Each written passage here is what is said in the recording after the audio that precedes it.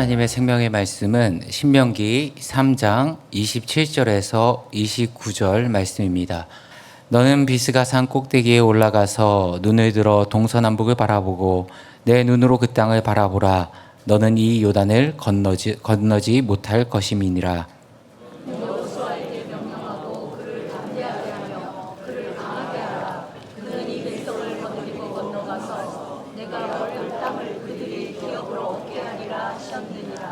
함께 읽겠습니다. 그때 우리가 벳볼 맞은편 골짜기에 거주하였느니라. 아멘.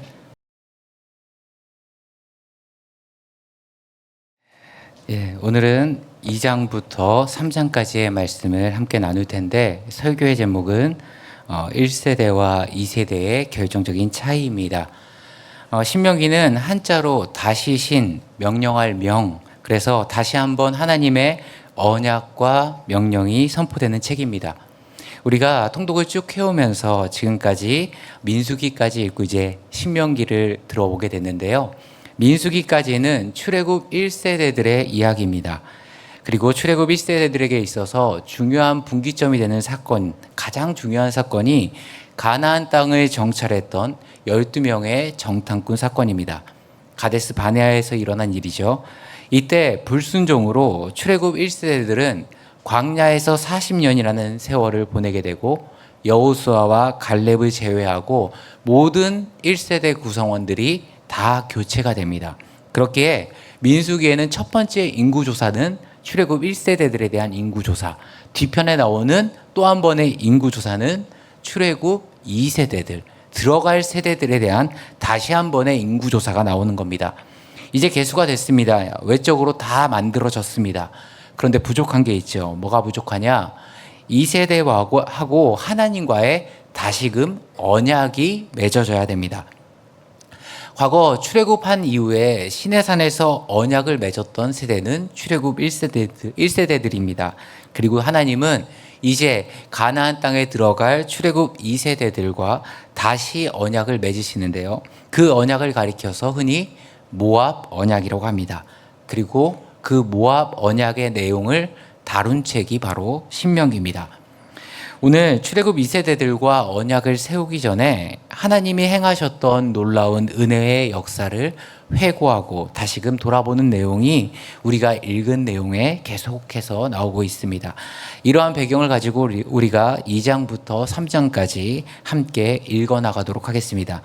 2장을 함께 통독하시겠습니다. 우리가 방향을 돌려 여호와께서 내게 명령하신 대로 홍해길로 광야에 들어가서 여러 날 동안 세일산을 두루 다녔더니 여호와께서 내게 말씀하여 이르시되 너희가 이 산을 두루 다닌 지 오래니 돌이켜 북으로 나아가라. 너는 또 백성에게 명령하여 이르기를 너희는 세일에 거주하는 너희 종족 에서 자손이 사는 지역으로 지날진대 그들이 너희를 두려워하리니 너희는 스스로 깊이 삼가고 그들과 다투지 말라. 그들의 땅은 한 발자국도 너희에게 주지 아니하리니 이는 내가 세일산을 에서에게 기업으로 주었음이라. 너희는 돈으로 그들에게서 양식을 사서 먹고 돈으로 그들에게서 물을 사서 마시라. 내 하나님 여호와께서 내가 하는 모든 일에 내게 복을 주시고 내가 이 큰 광야에 두루 다님을 알고 내 하나님 여호와께서 이 40년 동안을 너와 함께 하셨으므로 내게 부족함이 없었느니라 하시기로. 우리가 세일산에 거주하는 우리 동족 에서의 자손을 떠나서 아라바를 지나며 엘락과 이시온 게벨 곁으로 지나 행진하고 돌이켜 모압 광야 길로 지날 때 여호와께서 내게 이르시되 모압을 괴롭히지 말라. 그와 싸우지도 말라. 그 땅을 내가 내게 기업으로 주지 아니하리니 이는 내가 롯 자손에게 아르를 기업으로 주었음이라. 이전에는 에림 사람이 거주하였는데 아낙 족속까지 강하고 많고 키가 크므로 그들을 아낙 족속과 같이 르바임이라 불렀으나 모압 사람은 그들을 에밈이라 불렀으며 호리 사람도 세일에 거주하였는데 에서의 자손이 그들을 멸하고 그 땅에 거주하였으니 이스라엘이 여호와께서 주신 기업의 땅에서 행한 것과 같았느니라.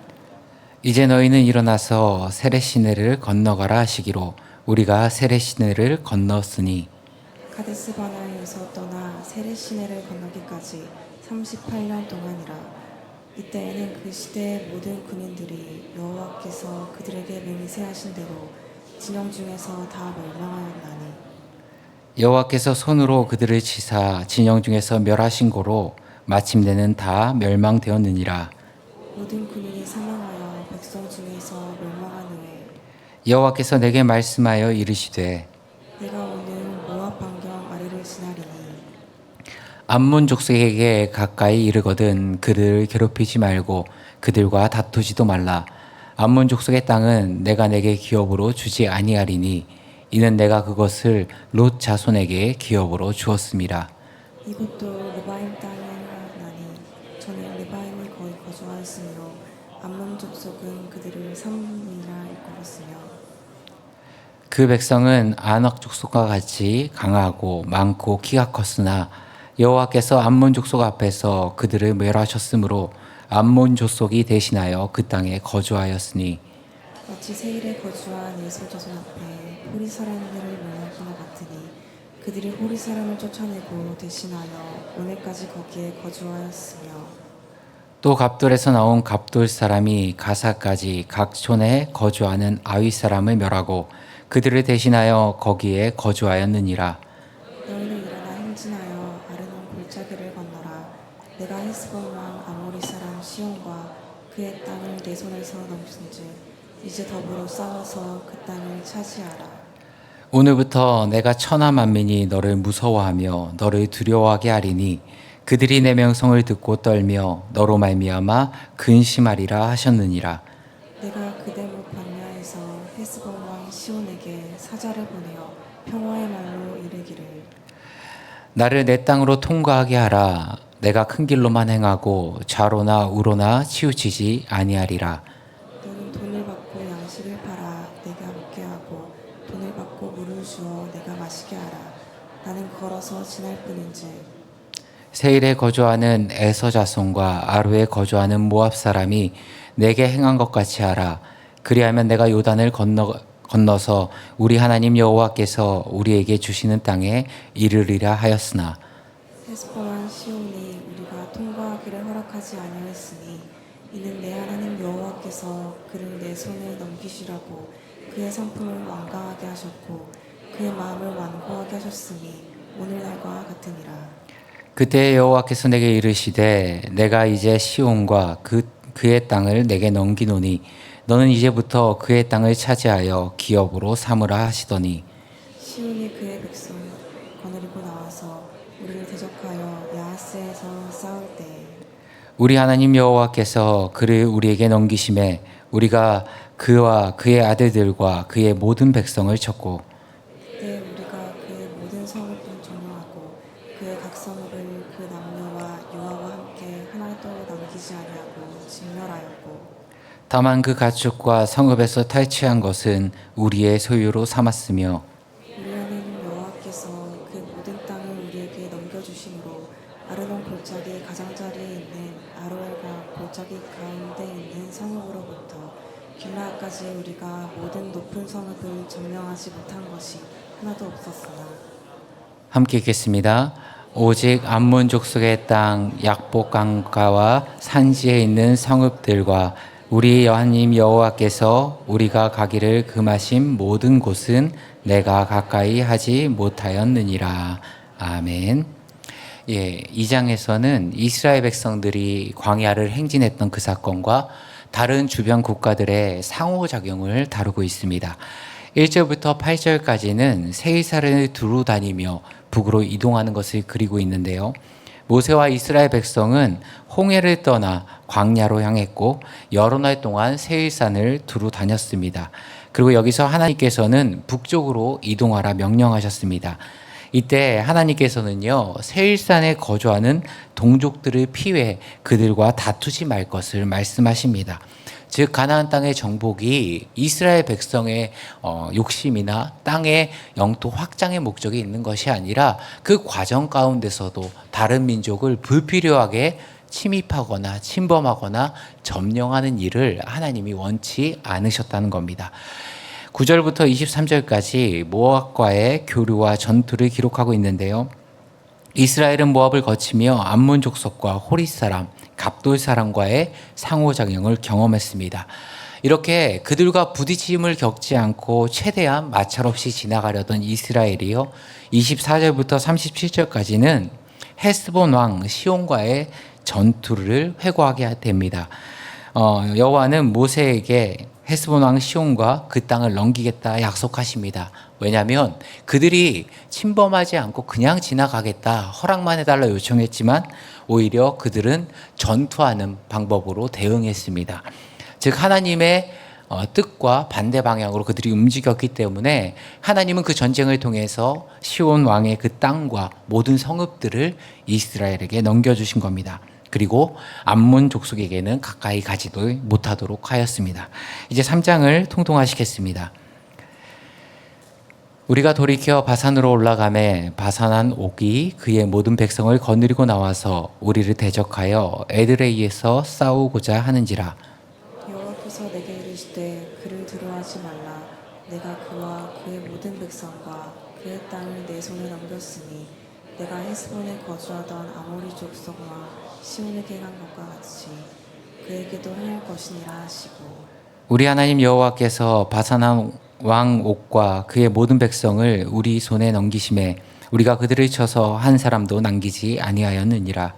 그때 우리가 그들에게서 빼앗지 아니한 성읍이 하나도 없이 다 빼앗았는데 그 성읍이 60이니 곧 아르곱 온 지하로 바산에 있는 옥의 나라이니라.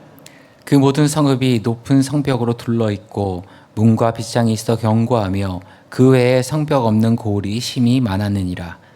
우리가 헤스본 왕 시온에게 행한 것과 같이 그 성읍들을 멸망시키되 각 성읍의 남녀와 유아를 멸망시켰으나 다만 모든 가축과 그 성읍들에서 탈취한 것은 우리의 소유로 삼았으며 그때 우리가 요단강 이쪽 땅을 아르논 골짜기에서부터 헤르몬 산까지 아모리 족속의 두 왕에게서 빼앗았으니 헤르몬 산을 시돈 사람은 시련이라 부르고 아모리 족속은 스닐이라 불렀느니라.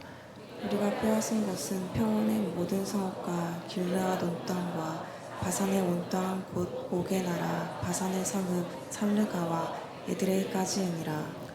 르바임 족속에 남은 자는 바산악 옥분이었으며 그의 침상은 철 침상이라 아직도 암몬 족속의 라빠에 있지 아니하냐.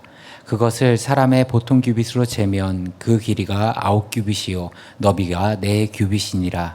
그때 우리가 이 땅을 얻으매 아르논 골짜기 곁에 아로엘에서부터 길라앗 산지 족장과 그 성읍들은 내가 유루벤 자손과 갓 자손에게 주었고 길르앗의 남은 땅과 옥의 나라였던 아르곱 온 지방 곧 온 바산으로는 내가 므낫세 반지파에게 주었노라. 바산을 옛적에는 르바임의 땅이라 부르더니 므낫세의 아들 야일이 그술 족속과 마아갓 족속의 경계까지의 아르곱 온 지방을 점령하고 자기의 이름으로 이 바산을 오늘날까지 하봇 야일이라 불러오느니라. 내가 마길에게 길르앗을 주었고 르우벤 자손과 갓 자손에게는 길앗에서부터 아르논 골짜기까지 주었을 때 그 골짜기의 중앙으로 지역을 정하였으니 곧 암몬 자손의 지역 야복 강까지며 또는 아라바와 요단과 그 지역이요 긴네렛에서 아라바 바다 곧 여메와 비스가 산기슭에 이르기까지의 동쪽 지역이니라. 그때 내가 너희에게 명령하여 이르기를 너희의 하나님 여호와께서 이 땅을 너희에게 주어 기업이 되게 하셨은즉 너희의 군인들은 무장하고 너희의 형제 이스라엘 자손의 선봉이 되어 건너가되 너희에게 가축이 많은 줄 내가 아노니 너희의 처자와 가축은 내가 너희에게 준 성읍에 머무르게 하라. 여호와께서 너희에게 주신 것 같이 너희의 형제에게도 안식을 주시리니 그들도 요단 저쪽에서 너희의 하나님 여호와께서 그들에게 주시는 땅을 받아 기업을 삼기에 이르거든 너희는 각기 내가 준 주로 돌아갈 것이니라 하고 그때 내가 여호수아에게 명령하여 이르기를 너희의 하나님 여호와께서 이 두 왕에게 행하신 모든 일을 내 눈으로 보았거니와 내가 가는 모든 나라에도 여호와께서 이와 같이 행하시리니 너희는 그들을 두려워하지 말라 너희 하나님 여호와께서 친히 너희를 위하여 싸우시리라 그때 내가 여호와께 간구하기를 주 여호와여, 주께서 주의 크심과 주의 권능을 주의 종에게 나타내시기를 시작하셨사오니 천지간에 어떤 신이 능히 주께서 행하시니 곧 주의 큰 능력으로 행하신 일같이 행할 수 있으리이까. 구하옵나니 나를 건너가게 하사 요단 저쪽에 있는 아름다운 땅 아름다운 산과 레바논을 보게 하옵소서 하되 여호와께서 너희 때문에 내게 진노하사 내 말을 듣지 아니하시고 내게 이르시기를 그만해도 족하니 이 일로 다시 내게 말하지 말라. 너는 비스가 산꼭대기에 올라가서 눈을 들어 동서남북을 바라보고 내 눈으로 그 땅을 바라보라. 너는 이 요단을 건너지 못할 것임이니라. 너는 여호수아에게 명령하고 그를 담대하게 하며 그를 강하게 하라. 그는 이 백성을 거느리고 건너가서 내가 볼 땅을 그들이 기업으로 얻게 하리라 하셨느니라. 함께 읽겠습니다. 그때 우리가 벳볼 맞은편 골짜기에 거주하였느니라. 아멘. 예, 신명기 3장은 이스라엘 백성의 바산 정복과 이에 따른 땅 분배에 관련된 내용을 다루고 있는데요. 1절부터 11절까지는 바산한 옥과의 전쟁을 그리고 있고요. 12절부터 17절까지는 점령한 바산 지역을 동쪽 지파들, 그 요단 동쪽에 있는 지파들에게 분배하는 것이 그려지고 있습니다. 그리고 23절부터 29절까지는 모세가 하나님께 다시금 그 가나안 땅에 들어갈 수 있도록 마지막 강구와 하나님의 거절이 그려지고 있죠. 이것을 통해 출애굽 1세대의 상징적인 리더십인 모세에게서 이제는 출애굽 2세대의 리더십인 여호수아에게 리더십이 이양되는 순간입니다. 지금까지 신명기 1장부터 3장에 걸쳐서 출애굽 1세대들이 경험했던 이야기들을 쭉 열거했습니다. 그리고 이제는 출애굽 2세대들의 시대가 열린 겁니다. 지난 과거의 여정을 쭉 회고하면서 오늘은 이 출애굽 1세대와 출애굽 2세대의 특징이 무엇인지, 그들의 결정적인 차이가 무엇인지를 통해서 우리가 함께 잠시 은혜를 나누고자 합니다. 우리가 출애굽기부터 민수기까지 쭉 살펴온 출애굽 1세대들의 강점과 독특성이 있습니다. 무엇이냐면 출애굽 1세대들은 수없이 많은 기적들을 체험했다는 겁니다. 그렇죠? 1세대는 웬만한 기적들은 다 경험했습니다. 애굽에 있을 때 10가지 재앙을 체험했고 그것을 통해서 애굽 사람들을 치는 것을 봤습니다. 애굽에 나올 때는요, 홍해가 가로막고 있는데 하나님의 능력으로 갈라지는 것을 보았습니다. 그리고 그 홍해 가운데 수많은 애국 군대가 물에 수장되는 것을, 죽는 것을 봤습니다. 광야에 가서는 바위를 치니까 바위에서 물이 나오는 것을 봤고 하늘에서 만나가 떨어지고 메추라기가 주어지는 것을 경험했습니다. 낮에 갈 때는요, 구름 기둥이 있었고 밤에는 불 기둥이 보호하고 하루하루를 하나님이 주시는 기적을 눈으로 목도하고 경험한 세대입니다. 모든 것을 다 체험한 세대가 바로 출애굽 1세대라고 할 수 있습니다. 그러니 모든 기적과 체험, 은혜가 한량없이 부어졌고 그것들을 누린 세대가 출애굽 1세대들입니다. 하지만 이 많은 체험에도 불구하고 출애굽 1세대들이 가지고 있는 치명적인 약점이 뭔지 아십니까? 그들에게는 하나님을 향한 흔들리지 않는 믿음이 없었다라는 겁니다. 이게 우리에게 주는 메시지가 있습니다. 우리가 은사가 있고요, 능력을 가지고 있고요, 수많은 자원들을 가지고 있고 체험이 있습니다. 그런데 우리 가문이 예수님을 믿은 지 4대째, 5대째 가문이라 할지라도 진짜 중요한 건 뭡니까? 우리 가운데 믿음 하나가 없으면 실패하게 된다는 겁니다. 출애굽 1세대들은 수많은 경험과 체험이 있었지만 정작 가장 중요한 믿음이 없었기에 그들은 처참하게 망했습니다. 열을 기리면 들어갈 수 있는 그 가나안 땅을요, 그들의 믿음 없음으로 인해서 40년을 돌고 돌았습니다. 그리고 그들은 결국 약속의 땅을 밟아보지도 못했습니다. 그렇게 은혜 체험이 많은 세대임에도 불구하고 그 결말은 초라하게 짝이 없었습니다. 이유는 뭐죠? 단 한 가지였습니다. 믿음이 없었습니다. 믿음이 없으니까 하나님께서 그들을 다 죽여버리실 때까지 광야에서 뺑뺑뺑뺑 돌리신 겁니다. 반면에 출애굽 2세대들, 그들은 어떻습니까? 1세대만큼 멋진 경험도 체험도 없는 상태에서 가나안 땅을 향해 나아가고 있습니다. 뭐 이력서로 쓴다면요, 출애굽 1세대들은 쓸 수 있는 스펙들이 너무 많을 겁니다. 기적의 체험의 순간도 너무 많을 겁니다.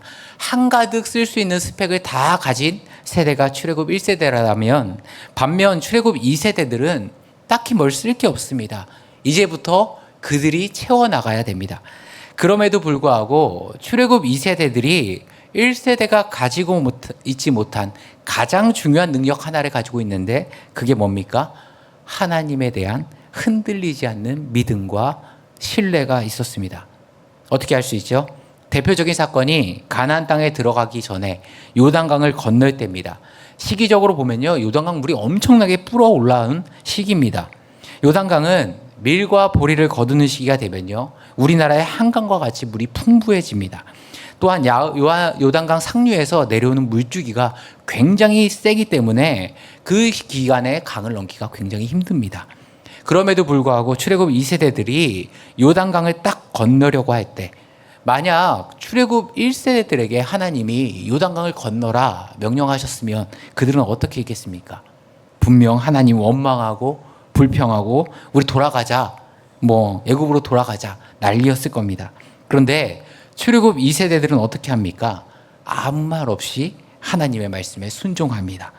언약궤를 맨 제사장이 요단강을 먼저 건너기 위해서 한 발자국을 내딛는데 그 흙탕물에 거센 물줄기에 이 강의 깊이도 가늠이 안 됐겠죠. 그냥 홀로 몸을 강에 내딛는 것이 아니라 그들은 지금 무거운 언약궤 그리고 귀중한 언약궤를 쥐고 물줄기에 발을 담그는 겁니다. 넘어질 수도 있고 휩쓸릴 수도 있다라는 두려운 마음이 그들 마음 가운데 왜 들지 않았겠습니까? 그런데 이 언약궤를 맨 제사장들이 어떻게 건너가기 시작합니까? 믿음으로 하나님의 말씀에 순종하며 발을 담급니다. 여러분 한번 상상해 보십시오. 제사장들이 어떻게 언약궤를 들었겠습니까?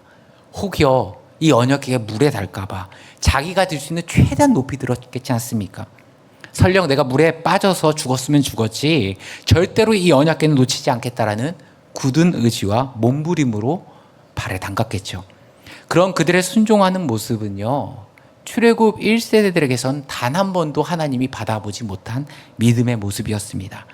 늘 원망하고 불평하던 출애굽 1세대들과 달리 출애굽 2세대들은요, 자신의 삶을 통해서 하나님에 대한 믿음과 신뢰를 증명하고 있는 겁니다.